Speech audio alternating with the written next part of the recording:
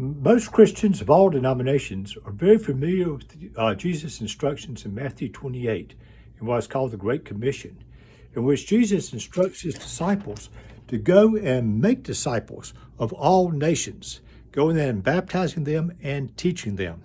Welcome to one of our videos from St. Mark's Episcopal in Dalton, Georgia, and all join us today.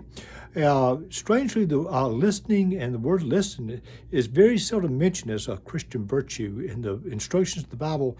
I can't think of hardly any time when Jesus tells us, gives the people, his followers, the instruction to go and listen. And sometimes that gets overlooked in Christianity. In the Episcopal list of actions in our worship, not rules, but just suggestions to do, one of the main ones I like, it says that when we come into worship before the service begins, is to keep respectful silence so that you and others may have a quiet preparation. And then it quotes, it says, be quiet enough for God to speak to you. And let me repeat that, be quiet enough for God to speak to you. Jesus calls on us to hear. In Matthew 11, he says, those who have ears to hear, let them hear. And talking about some of the instructions to them. In John 4, Jesus listens to the Samaritan woman. And from there, he understands what that she needs and understands about her.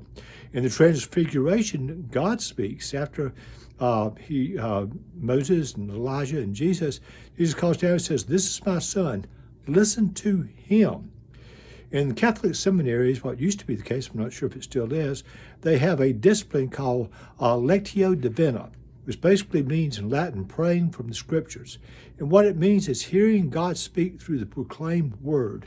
The word lectionary that we use and several denominations use actually comes from this, but letting God speak to you through the proclaimed word. Rick Warren this week wrote something that kind of struck to me. He says that he instructs everybody that to draw someone to Christ, that we should first listen to them instead of merely speaking. Now, normally we're told to go out and speak to people about Jesus, but he says, listen to them first. He teaches that the key to someone's heart is the hidden hurt or unmet needs. And we need to understand this, we need to learn this by listening to them.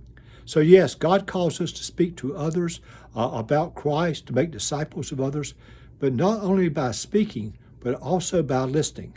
Listening to first to God and then listening to others. And for that we will say, thanks be to God.